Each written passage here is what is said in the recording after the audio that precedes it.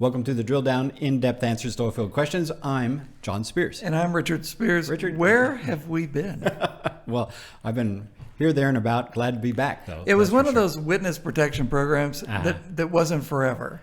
That's true. It was for the summer. A little bit of time away. We're glad to be back, though, and talking about things in the oil patch. Well, and I kind of think we owe our customers an explanation, because you were off in the Great Northwest marrying off your daughter. That's exactly right. And Took a how'd little that time. work out? Worked out just great. Beautiful ceremony. It was very interesting because we did a drive. So we drove out there, drove back, and I have to say that in a lot of towns in Wyoming, Montana, South Dakota, the Chamber of Commerce has made it a point of pride to encourage you to come visit their frontier prisons. And the ones that... For how long? Well, a short while, 3 to 6 months usually. But, it got me thinking because, in New York City, their buses will have pictures and advertisements for Broadway plays, for example. Here in Tulsa, our buses emphasize, bail bond programs and things like that. So it's sort of a law and order kind of a theme. It's a theme. As it were.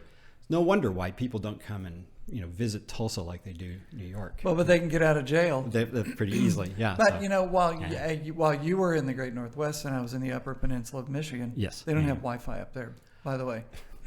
But you were independently taking a survey that I began to take, which was of how many Teslas or electric cars you saw. How many cars we saw and how many charging stations that were, working at work, occupied as it were. And so you were gone, part of a month. How many total cars did you think you saw that were EVs? EVs, fewer than a dozen. 5. Okay. That was our number. Yeah. So again, what was happening? We were driving down the road. These were little towns. You would have to drive 2 hours, an hour, 3-hour drive, that kind of thing. Yeah. So very inconvenient if you've got a battery charged vehicle and worry about what your range is, right? Sault Ste. Marie, Michigan? Yeah. 0.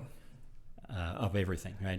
So, yeah. Well, they had a lot of, cold weather up there too, right? No, so that's not cold weather today. Yeah. So it was very interesting because we're in what business? We're in the oil and gas business today, in the oil field service sector. Right. Yes. We don't view EVs as a threat. We see them as an opportunity. Right. Yeah. So there's some interesting things about all that, and so I thought maybe what we would get our toe back in the water and talk about some of the things that have happened or have not happened that surprised us while we've been away from the podcast for a while. Tanned, fit, and ready. So you've got something. I've got something. Yeah. We've so got something. So from when we were last here, we were talking about how we thought oil prices would hold pretty steady, $65, $70. That's happened. CapEx discipline would continue. That's happened. Rig count in the U.S. anyway would grind slowly higher. That would happen. That has happened. Demand and supply are closely balanced, moving slightly. All those things have been happening. So not really any surprises there. I guess in the macro sense, one of the things that's caught my eye is the fact that people at the start of the summer were thinking that we would strike a deal with Iran, and Iran would be allowed to increase its oil production. And that's apparently not happening. The news today is tanker strikes, and there's a lot of other things that make me think that maybe those 500,000 barrels a day of Iranian crude that might have come onto the market probably isn't going to happen. And by tanker strike, you mean actually like a missile being shot at hijacked, that kind of thing. Yeah. So there's some things there that say, okay, that's an element that tightens up the market. You could think that would push prices a touch higher over time, but that's one of those things but they didn't. That has not happened. An agreement has not happened. So what about you? Anything? Well, and by the way, in preparation for this, I went back and I looked at our forecast. Yes. For this year, yes, but from September a year ago. Oh, okay. And you know what? This is one of and so there we were in the midst of the pandemic. We got nothing. $40 oil, as I recall. Yeah. Uh-huh. And in our outlook for the way the rest of that year would finish and the way this year would progress, it's still holding true. It's one of those rare times that, as extreme as the situation was, you've hardly had to tweak. Right. that forecast as it has unfolded. It's a learning opportunity for all of us. Yes. One of the things that we did anticipate was that as the summer got here, here we are now in the summer, was that completion-related activity would begin not to nose over, but to ease back. The acceleration would slow, and you'd find more of a steady state situation. And sure enough, with the earnings calls that we've seen through the month of July and here in the first days of August, those people who are frac related have talked about how not quite as many additional frac spreads went to work during the second quarter as they had hoped. A few did go back to work, but not quite as many. And so it's just evidence that you've got, the completion part of the U.S. industry good, but not growing rapidly. And you know what? The industry is always way healthier when it's not growing like this cancerous growth or when it's falling, but whenever it's got a nice slow growth point, competing capital doesn't come rushing in, and folks are able to run their business. So here's one of the things that has surprised me, an action that has occurred that is surprising to me, and that is that we've just completed our second quarter survey of well costs, and well costs rose a little over 3% just in the second quarter of 2021. So, and people are now beginning to think about, we ask our respondents what folks are expecting to happen, and we're hearing more and more about service firms thinking of, we want to raise prices. It's a labor issue. It might be a steel cost issue. There are a lot of different issues going on out there. Can we raise prices 5%? Can we raise prices 20% over the next 12 months or so? So inflation, we hear about inflation in general in the economy. It's certainly beginning to happen in the oil patch, and that's happening faster than what I thought. So it's a little bit more of a surprise to me that on the inflation side. I was on an update call with one of our companies that you and I have invested in, and it's in the very labor-intensive part of the completions business, and they were actually able to push through a 5% increase to their customers without too much hemming and hawing, because the customers realize that service companies have been working not quite for free, but at no ability to reinvest in their business. So, and you've got to pay folks. Otherwise, they don't show up. So here's the thing that has also surprised me. We at the start of the year, Biden administration said there was going to be a moratorium, a pause put on permitting on federal lands. How did that work out? Well, so in the Rockies, through the first 7 months, if you compare the first 7 months of this year with the first 7 months of last year, through July. Trump last year, Biden this year. That's right. And so a lot of things going on. Oil prices collapsed last year. They've recovered this year. So, different things. But if you just look at the numbers for the Rockies, what you see is that permitting activity across those group of states is down about 30% for the first 7 months of this year compared to the first 7 months of last. And which would not be a surprise given the fact that in the Rockies, you have Rocky Mountain states, you have a lot of federal land. So you would expect a moratorium to take place. The surprising part is in the southeast New Mexico portion. So that's the Permian Basin. The Permian Basin, So a lot of federal lands there. Perhaps half the acreage is federally owned. Permitting activity, first 7 months this year, first 7 months of last year, virtually the same number. No change. So that's been a positive development, because my expectation was that we would have seen permitting activity fall. And so drilling activity, because you got to do a permit, then you get to drill. So it's a precursor. It's it's a preamble to drilling. But drilling activity in that area has continued to rise. So again, just New Mexico portion of the Permian Basin has not been going up very much. But I think the permitting process is in place now to maybe see those numbers in that area accelerate a little bit. So kind of been waiting to see the drilling response, but certainly permitting is a much more positive story for that area than what I had expected. So buy your real estate around Jal, New Mexico. I suppose right so. Now. Get in line early.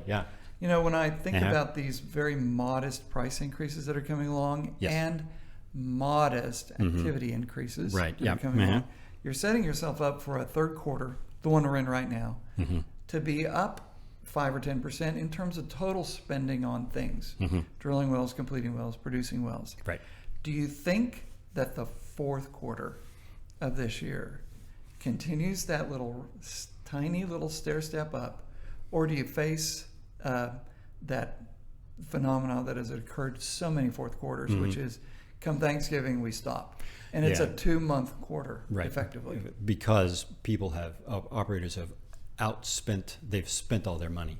Yeah. And so they're sort of budget forced exhaustion. pause, as we're, right.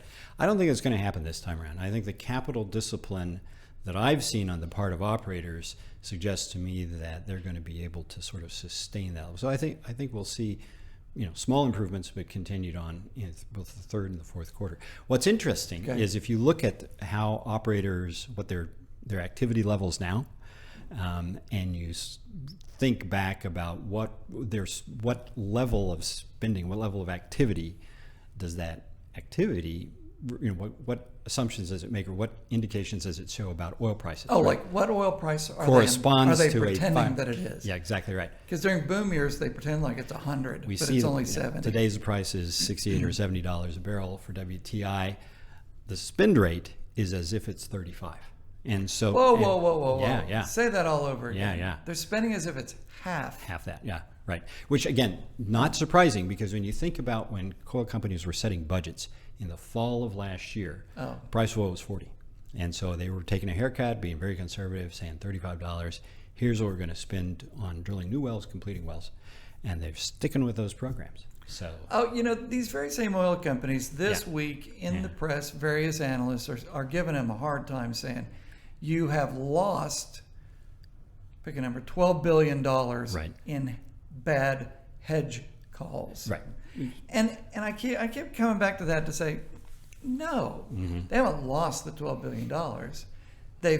What they've done is they've hedged their oil at various points in time when they've said, $45 oil, I'll lock a portion in. $50 oil, I'm going to lock a portion in. So they were doing this third and fourth quarter of last year, for example, right? And first and second quarter of this year, now it's 50, then it's 55, then it's 60. It's an interesting argument to make, right? Because those lost monies, the fact that the hedged price has come in less than the spot price, right? And so that's what they're thinking of in terms of a loss, right? Yeah. If I'd not hedged anything and I've sold everything on the spot market, $12 billion more, right? Yeah. Now, so, okay, that's an interesting argument to make.